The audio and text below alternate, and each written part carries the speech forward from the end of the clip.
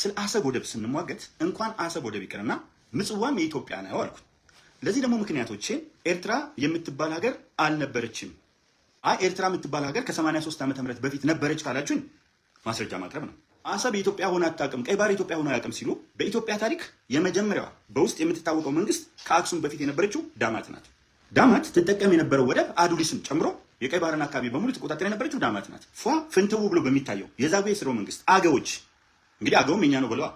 አገዎች በሰሜን በኩል ወደባቸው ዳህላክ ነው። አሁን ወደ ደቡብ አልሄድም። ከዳማት ቀጥሎ የመጣው መንግስት አክሱም፣ ከአክሱምም ቀጥሎ የመጣው መንግስት ዛጉዌ፣ አዱሊስ እና ቀይ ባህር ወደባቸው ነው።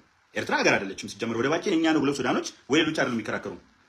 ኤርትራ ናት ሀገር ያልሆነች ሀገር ናት። ሀገር ያልሆነች ናት። የምን ሀገር? ሀገር ያልሆነች ናት። በጣም ጥሩ። ይህንን ሁሉ ከያዛችሁ በኋላ ከዛ ኦኬ ጣሊያን የመጀመሪያዋ ግዛቷ አድርጋ ኦቨርሲስ ቴሪቶሪ አድርጋ ያዘቻት። የተለያዩ ሀገሮች ወደ አካላቸው ተመልሰዋል፣ አደረገቻት።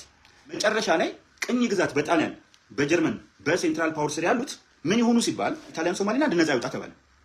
ሊቢያም ሀገር ስለሆነች ነፃ ትውጣ ተባለ። ይከፋፈል፣ ወደዚህ ሂድ ወደዚህ ሂድ ይባል አልተባለም። ኤርትራ ግን አገር ብትሆን ኖሮ ይውላችሁ አገር ብትሆን እንደ ሶማሊያ ነፃ ትወጣ ነበር። የኢትዮጵያ አካል ስለሆነች ሀገር ስላልነበረች በደንብ አድርጋችሁ ያዙ። ይሄ በጣም ኢምፖርታንት መረጃ ነው። ሀገር ስላልነበረች ኤርትራ ምን ይሁን የኤርትራ ጉዳይ ተባለ። ምን ትሁን? አሜሪካ ከኢትዮጵያ ጋር ትቀላቀል አለች። ከእናት ሀገሯ ጋር ከነበረች ሀገሯ ጋር ትቀላቀል የሚል ነው የኤርትራ የአሜሪካ አቋም። ሩሲያ ደግሞ ገንጥላ ማርክሲስት ሌኒኒስት ማድረግ ስለምትፈልግ ኤርትራ ነፃ ትሆን አለች። በቃ መጨረሻ ላይ ምን ተወሰነ? ከኢትዮጵያ ጋር በፌዴሬሽን ኤርትራ ተተሳሰር ተባለ። የውስጥ ነፃነት ይኑራት። አንቺ ከኢትዮጵያ ጋር ትሆኝና የውስጥ ነፃነትሽ ይጠበቃል። ልክ እንደ ክልሎች አሁን እንዳሉ እንደ ኦሮሚያ፣ እንደ አማራ፣ እንደ ትግራይ ክልል የውስጥ ነፃነትሽ ይጠበቅና ይኸውልሽ ሳንቲም ለማተም ለአቅመ ሳንቲም ማተም ስላልደረስሽ እንደ ሀገር ስለማንቀበልሽ ሳንቲም የምታተምልሽ ኢትዮጵያ ትሁን። ብርና ሳንቲም የኢትዮጵያን ብርና ሳንቲም ብቻ ትጠቀሚያለሽ። አንድ ሁለተኛ ለአቅም ሀገር ስላልደረስሽ የውጭ ንግድ አንፈቅድልሽም። የወጪ ንግድ ወይም የውጭ ንግድ የሚካሄደው በኢትዮጵያ ነው በስነ ስርዓት በተባበሩት መንግስታት ድርጅት ውሳኔ።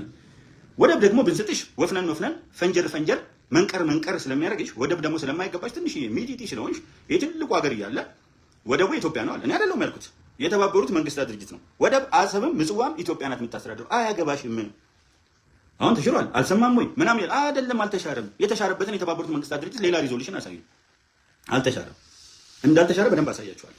ስለዚህ አንደኛ ወደ ማስተዳደራችን አትሆኝም ተባለ። አይገርምም? መከላከያ ራሱ ትንሽዬ እዛው ሽፍቶችን እርስ በርስ ለመዋጋት ልክ አሁን በየክልሉ እንዳለ የጸጥታ ኃይል የክልል ጸጥታ ኃይል ታቋቁሚያለሽ አነስ ያለ፣ ዋናውን ግን ወታደሩን መከላከያ ኢትዮጵያ ነው አለ። ተመልከቱ፣ መከላከያ ኢትዮጵያ ነው ብሎ ነገር ግን አንቺ ምን ይኖርሻል አላት። ህገ መንግስት አሉ፣ የክልል ህገ መንግስት አለ፣ የኦሮሚያ ህገ መንግስት አለ። አንዳንዶች ሊከራከሩ ህገ መንግስት እኮ ተፈቅዶላታል ይላል። አዎ የኦሮሚያ ህገ መንግስት አለ፣ የአማራ ህገ መንግስት አለ፣ የቤንሻንጉል ጉሙዝ ህገ መንግስት አለ፣ የጋምቤላ ህገ መንግስት። እንደሱ አይነት ህገ መንግስት ቢጤ አውጭና ግን በኢትዮጵያ ፌዴራላዊ ዲሞክራሲያዊ ሪፐብሊክ ያኔ በነበረው ኢህድሪ የኢትዮጵያ ህዝባዊ ዲሞክራሲያዊ ሪፐብሊክ ኢትዮጵያ ትቅደም በሚለው በዛ እንትን በይ ስትፈልጊ በኃይለ ሥላሴ ሁለተኛው 1955 ላይ ሪቫይዝድ በሆነው ኮንስቲቱሽን ትተዳደራለሽ እንጂ ህገ መንግስትም ያንቺ አይደለም። እንደ አንድ ክልል ህገ መንግስት ማውጣት ትችላለሽ፣ ፈቀዱላት። እዛ ምን ሆነ? ሽፍቶች መጡ፣ በተለያየ አቅጣጫ የተለያዩ ሽፍቶች። ከዛ በኋላ እነዚህ ሽፍቶች ስልጣን ያዙ። እነ ስብሃት ነጋ ኤርትራዊው፣ እነ መለስ ዜናዊ ከፊል ኤርትራዊው ወዘተርፈ ሆኑና ከጥቂት ሰዎች ጋር እንኪ ብለው ኤርትራን ሰጧት። ለኤርትራ ነፃነት አንደኛ ተንደርድሮ ኤርትራ ሀገር ናት ብሎ አጸደቀ። ለምን? ስብሃት ነጋ ኤርትራዊ ነው። በረከት ስምኦን እራሱ ባንደበቱ አሳምሮ ነግሮናል። እኔ ኤርትራዊ ነኝ፣ ጎንደር የተወለድኩ። የትም የተወለድክ ዘርህን እንደምታስብ ከእኔ በላይ ማረጋገጫ የለም፣ እነግርሃለሁ። ከዛ ነፃነት የሚመስል ሀገር የሚመስል ነገር ሆነች፣ ኦኬ ሆነች፣ ጥሩ። ነገር ግን ወደቡ ምጽዋም ሆነ አሰብ የኛ ነው። ሚሊኒየም አዳራሽ ይሄ የፈረደበት ክቡር ጠቅላይ ሚኒስትር ዶክተር አብይ አህመድ ይገርመኛል። ኢሳያስን ሄዶ ቀርቦ በለስ አዘግኖ ለፍቅር ሲል በለስ አለ፣ በለስ አቀርብለት አክቹአሊ ፈንዲሻ ማለት ኢትዮጵያ ሄደና እሱን አቅርቦ አዘግኖ ፍቅር ብሎ ተራምዶ ሚሊኒየም አዳራሽ ቁጭ አድርጎ ከኢሱ ጋር የምንጋራው አሰብን ነው ብሎ ተናግሮ ለአሰብ የሚተከል ማሽን አስመጥቶ ኢሳያስ መለሰው። ከተስማማ በኋላ መንገድ ተጀምሮ ይጠቀምበት የነበረውን ተመልከቱ። ኢትዮጵያ መንገድ አድርጋ ወደዛ ብትሄድ በርካታ የኤርትራ ሰዎች ተጠቃሚ ነው የሚሆኑት። በሰጥቶ መቀበል ብዙ አይነት ጥረት ተደረገ። ምጽዋም የኛ ሆኖ እያለ ምጽዋን አልጠየቀም። እዛ ጋር ለምን እሷን ስንዝጋት? እኛ ሲቆለፍብን እንደደበረን ሁሉ እነሱ ላይ መቆለፍ አንፈልግ። ገረው ፊት ለፊት ተስማማ። ከዛ በኋላ ተሄደ። ክቡር ጠቅላይ ሚኒስትር ዶክተር አብይ አህመድ አየ፣ ተመለከተ፣ ይዞታው አዘነ። አሰብ የድሮ 4 ኪሎ ነው የምትመስለው። ምጽዋ የድሮ ፒያሳ ነው የምትመስለው፣ ወይም ካሳንቺስ። አዘነ። እንዴት ሰው ጭንቅላት እያለው ይሄን መቀየር አይችልም አለና አሳያቸው። ኢትዮጵያ ውስጥ ቀይሮ ያለውን ፍቅር አሳየ። የመጨረሻ ደረጃ ድረስ ሄዶ አብሮ ቆመ። በቃ አሁን ቆርቧል፣ በሐሳብ ሸምግሏል፣ ነገሮችን በጥሞና ይመለከታል ስንል ከዛ ይሄ ምቀኛ ግትንግት ኢትዮጵያን ድሮኑ ጠልቶ ያደገ ስለሆነ ከልጅነቱ ጀምሮ በባንዳነት ኢትዮጵያን ጠልቶ ያደገ ስለሆነ ኢሳያስ መጥቶ እንትን ቢልም በውስጡ የያዘው መርዝ መጥፋት ጀመረ። ያውቃሉ አቅማችንን እንኳን አሁን ቀርቶ ያኔ እንኳን ዘመቻ ፀሐይ ግባት ላይ አፈር እንዳበላናቸው ያውቃሉ። በደንብ ያውቃሉ። አልሞት ባይተጋደ እንጂ በደንብ የኢትዮጵያን አቅም ኤርትራ ጣሊያን አፈር አስበልታ አልፋ ትግራይን ተቆጣጥራ መላው ኢትዮጵያዊ ሲነሳ ነው ካምባላጌ ጀምሮ ሄደው እና አጉል መኮፈስ ስለሚያስጠላኝ ነው። አጉል ትምክት ስለሚያስጠላኝ ብዙ ጊዜ እንጂ እኔ ወርዶ በሰፈር መጫወት የሰፈር ሊግ አይሆነኝም። ይቅርታ አድርጉልኝና የብሔረሰብ ሊግም አይሆነኝም። ኖርማሊ እንደዚህ ቢ አይደንቲፋይ ባደርግም ራሴ አይሆነኝም። እንደውም ብዙ ጊዜ በዚህ ነው የምታወቀው። ግን እውነታ ደግሞ እውነታ። ከዛ በኋላ እንግዲህ እንደምታዩት ሰጡ ባድመ ላይ አፈር አስበላናቸው በደንብ አድርገን። ያው ሰራዊት ነው ያለው።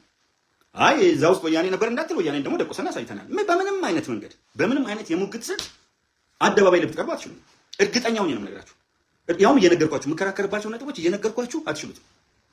አይ ያኔ እንደዚህ ስለሆኑ ነው ወያኔዎች ስለሆኑ ነው ምናምን እንዳትል። ያ የኢትዮጵያ መከላከያ ሰራዊት አሁንም አለ።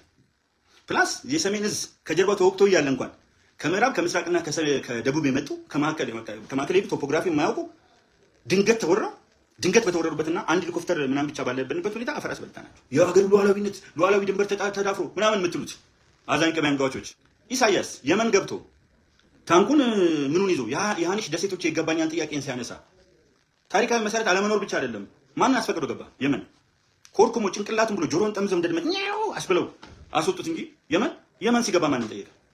ኧረ ተውትኛ ጋር 1990 በኢትዮጵያ አቆጣጠር ባድመ የኔ ነው፣ ዛላምበሳ የኔ ነው፣ ሸራሮ የኔ ነው፣ ሸላሎ የኔ ነው ብሎ ዘሎ ሲገባ ማን አስፈቀደ? የትኛውን ዓለም አስፈቀደ? ባድመ፣ ዛላምበሳ፣ ሸላሎን አካባቢ የኔ ነው ብሎ ሲገባ ፀሐይ አትጠልቅም ምን አትልም በእኛ እንትን ላይ ሲልና ዘመቻ ፀሐይ ግባት ብለን ድባቅ ስንመታው ማን አስፈቅዶ ገባ ኢትዮጵያ ውስጥ? አንድም ሀገር ላይ ሰላም እንዳይኖር የሚፈልግ ያለ ጦርነት መኖር የማይችል ሳምባው ጦርነት የሆነ ጦርነት ካልከፈትክ ትሞታለህ የተባለ ይመስል እስቲ ኢሳያስ ያልተናከሰውን አሳዩ። ክቡር ጠቅላይ ሚኒስትር ዶክተር አብይ አህመድ እኮ የጅቡቲውን ጠርቶ ወንድሜ ከሙስጠፌ የሶማሌ ክልል ፕሬዚዳንት ከምክትል ፕሬዚዳንቱ ክቡር አቶ አደም ፋራ ከድሬዳዋ ከተማ ከንቲባ ክቡር ከድር ጆሃር ከነሱ ጋር ወዘተርፈ ሆኖ አንድ ላይ የሶማሊያ የኬንያ ዊሊያም ሩቶን እንደ ወንድም ይቀፍ አድርጎ በየሀገሩ ዙሪያውን ያለውን እያለ ዲፕሎማሲ አልቻለም ይለዋል። እነ እንትና ዶክተር አብይ ዲፕሎማሲ አልቻለም። ዲፕሎማሲ ስላልቻለ ነው የጣሊያን የቱርክ የአሜሪካ የአፍሪካ ጦር አዛዥ ምናምን አብረን አካባቢውን እናስከብር ምን ያሉት እንደው ጠቅላላ ዓለም ፊት ወደዚህ የመጣው ዲፕሎማሲ ስለማይችል ነው። የአፍሪካ መሪዎች መጥተው የተለያየ የዓለም ፖለቲካ ጉምቱ ፖለቲከኞች ወታደራዊ አታሺዎች ምናምን አታሺዎች መጥተው ይህንን ሁሉ ስምምነትና ብሪክስ ሄዶ ሲገባ ዲፕሎማሲ አልቻለም። እባክህ ብሪክስ ምን አይነት ኃይል ነው?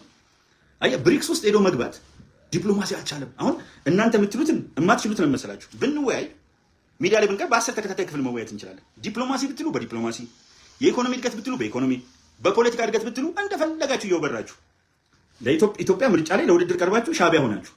ኤርትራውያን መልካሞች ናቸው። ብዙ ጓደኞች አሉ ኢትዮጵያ ውስጥ ብዙ ኤርትራዊ ጓደኞች አሉ፣ ብዙ የትግራይ ልጆች ጓደኞች አሉ፣ ብዙ የአማራ ልጆች ጓደኞች አሉ። በስርዓት መጥተው ሰላምታ የሚሰጡኝ በርካታ የኤርትራ የትግራዋይ ተጋሩ የአማራ ልጆች አሉ፣ የተለያዩ አሉ። እኔ ሁልጊዜ ስቆም ለኢትዮጵያ ይጠቅማል የምለው ነው ከመጀመሪያው። ነገር ግን ሰውነኝና ስሳሳት እታረማለሁ እንጂ አልጸጸትም ብዬ። ወቅታዊ መረጃዎች ቶሎ እንዲደርሳችሁ ቻናሉን ላይክ እና ሰብስክራይብ በማድረግ ይከታተሉ።